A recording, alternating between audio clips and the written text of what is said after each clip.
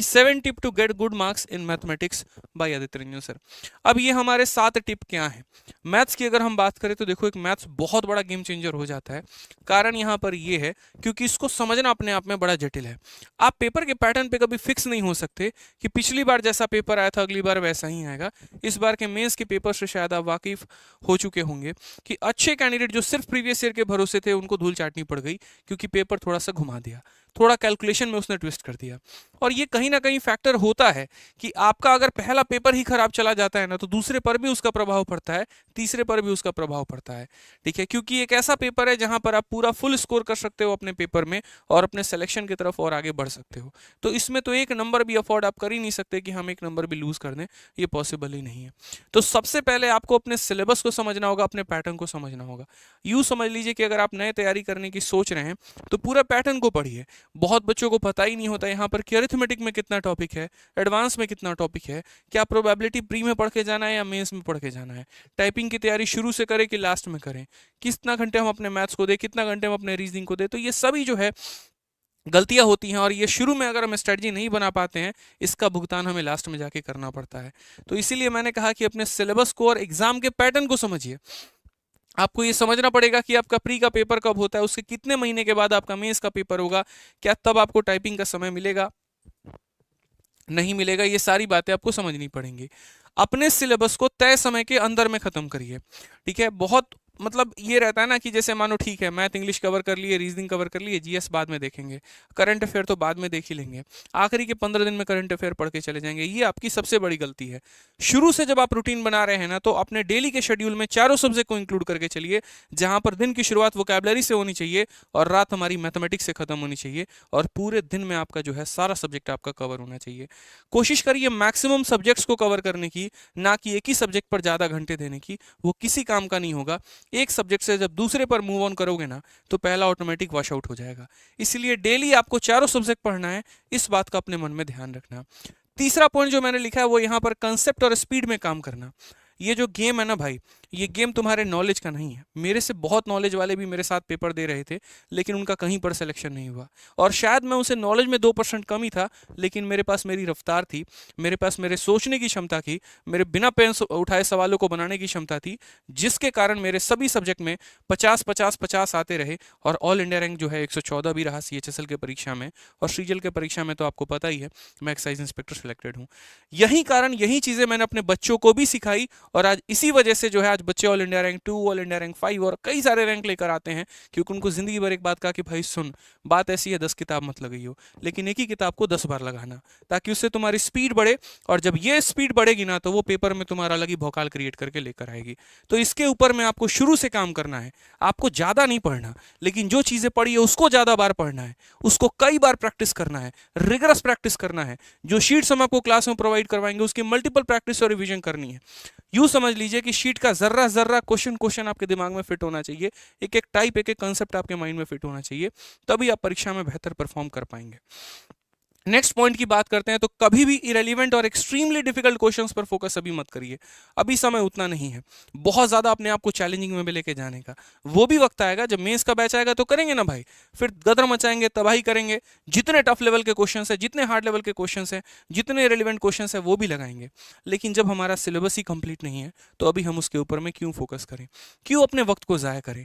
अभी उससे बेहतर है कि हम स्टैटिक जीके को कंप्लीट करें, उससे बेहतर है कि हम 1500 ईडीएम, 1500 वन वर्ड, 1500 साइन याद करें, उससे बेहतर है कि अपने रीजनिंग के रिगरस प्रैक्टिस करें, कैलेंडर से लेके सभी सवालों को जो है बढ़िया तरीके से हम रिवाइज करें, कंसेप्ट्स को सीखें। तो वो सबसे ज्यादा इंपॉर्टेंट है। इसलिए मैंने शुरू में कहा कि रणनीति बेहतर होनी चाहिए मेरे भाई। ठीक है, बड़े बड़े हथियारों से और सेना से युद्ध नहीं लड़ी जाती है, सही रणनीति से युद्ध जीती जाती है। इस बात का ध्यान रखना। अपने टाइम को कम करो अलग अलग स्क्रीन पे। ये मैंने क्यों लिखा है ये मैं बताता हूँ। कई सारे बच्चे हैं लाइब्रेरी में पढ़ते हैं, 4-5 बैचेस ले रखे हैं, 6-7 बैचेस ले रखे हैं, मैथ्स यहाँ से भी कर लेंगे, वहां से भी कर लेंगे, वहां से भी कर लेंगे, ज्ञान हर जगह से बट रहा है, समेट लेते हैं। ऐसा समेटना किसी काम का नहीं आएगा, और तुम्हारे लिए मेरे भाई कॉकटेल नाम का बनकर वो जहर साबित हो जाएगा।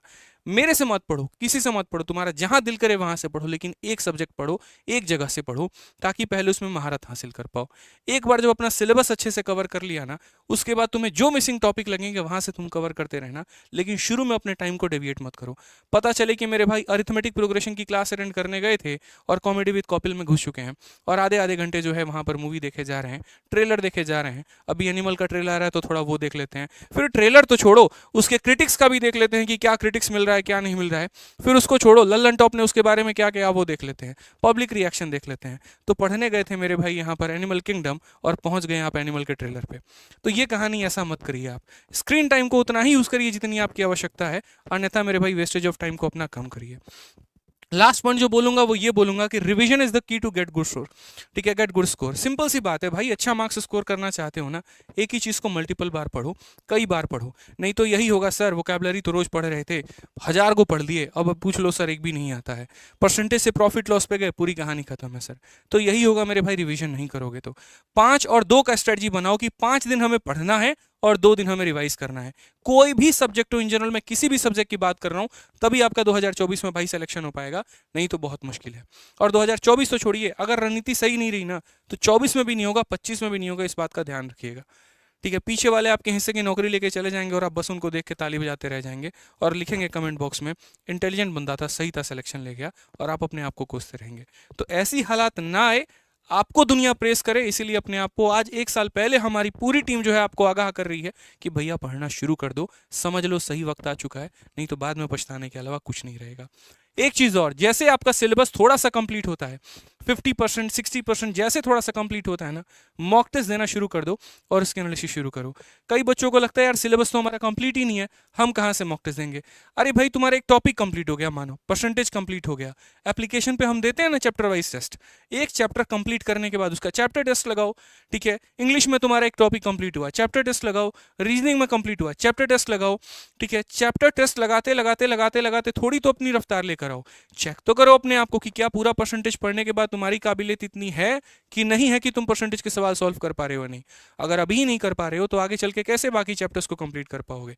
आप लोगों का क्या होता है कि ग्रास होपर वाली कहानी हो जाती है कि सारा खाना इकट्ठा करो, एक ही बाद में खाएंगे और बाद में वापस का काम करता है। ऐसा मत करिए, जितना पढ़ेंगे उतना पहले रिवाइज करिए, उतना पहले कंटेक्स्ट करिए, फिर नए टॉपिक की तरफ मूव ऑन करिए।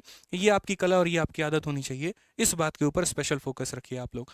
ठीक है तो इसी के साथ मेरे भाई हमारा जो नया बैच है मैथ्स में 13.0 बैच जो है हमारा चैंपियंस का आ रहा है, और ये बहुत ही एक्साइटिंग और सुपर बैच होने वाला है। रीजन हम आपको बता दें, एकदम शून्य से हम शुरू करेंगे, परसेंटेज से हम इसे शुरू करेंगे, बिल्कुल परसेंटेज से हमारा ये बैच शुरू होगा, शून्य से। और ये मेरे भाई अगले 8 से 9 महीने के अंदर में मेरा टारगेट है कि इस बैच को खत्म कराया जाए। कोशिश हमारी और जल्दी रहेगी इसे कवर करने की, जो ना सिर्फ आपके एक परीक्षा को कवर करती है बल्कि सभी परीक्षाओं को जो है साथ में ध्यान लेके चल रही होती है, चाहे वो एसएससी एग्जाम हो, डिफेंस एग्जाम हो, रेलवे एग्जाम हो, स्टेट एग्जाम हो या अदर एग्जाम हो। का तरीके से मैंने कोर्स आप लोगों के लिए डिजाइन किया है जो कि 2024 में काफी ज्यादा यूजफुल होने वाला है और आपके स्कोर को काफी बेहतर करने वाला है। इसमें अगर आप एनरोल करना चाहते हैं तो उसके पहले हम आपको 2-3 बातें बता दें। वैलिडिटी जो होगी कोर्स की वो 2 साल की होगी, समय जो रहेगा वो 8 से 10 महीने रहेगा। ठीक है, डेटा कंजप्शन जो होगा वो क्वालिटी के अकॉर्डिंग होगा, एग्जाम जो कवर होंगे वो सभी एग्जाम्स कवर होंगे। और बेनिफिशियल किसके लिए होगा, क्या मेंस वालों के लिए बेनिफिशियल है, क्या प्री वालों के लिए बेनिफिशियल है, बिल्कुल भी नहीं, हर तरह के बच्चे के लिए बेनिफिशियल है। जो एकदम बिगिनर है उसके लिए भी है, और जिसने 2-3 बार तैयारी कर रखी है, पेपर नहीं निकल रहा, उसके लिए भी है। ठीक है, वीडियो एक बार खत्म होने के बाद क्लास जो है उसका रिकॉर्डिंग आप लोगों को बाद में मिल जाता है, जिसको आप मल्टीपल टाइम देख सकते हैं जितनी बार चाहें। और जो बैच की हमारी फीस है मैथ स्पेशल, उसकी फीस है हमारी 999 रुपये। ठीक है, और 999 के अंदर में आपको पूरा का पूरा बैच भी मिलता है और उसके बाद में यहाँ पर जो है टेस्ट भी मिलते हैं, सभी कुछ एप्लीकेशन के अंदर में मिल रहा होता है। ठीक है, तो बढ़िया तरीके से आपके अंदर जज्बा है 2024 में एक सरकारी नौकरी लेने की, तो आप यहाँ पर बढ़िया तरीके से तैयारी कर सकते हैं हमारे साथ इस बैच से। ठीक है, इसके लिए आपको आरजी विक्रमजीत एप्लीकेशन डाउनलोड करना होगा, और किसी प्रकार की कोई भी अगर इंक्वायरी है तो मेरे भाई 8506003399 ये हमारा इंक्वायरी नंबर है, इस पर आप बात करेंगे तो मेरे भाई यहाँ पर जो है आपको पूरी समस्या का समाधान किया जाएगा। किसी प्रकार की इंक्वायरी है तो आप इस पर बात कर सकते हैं।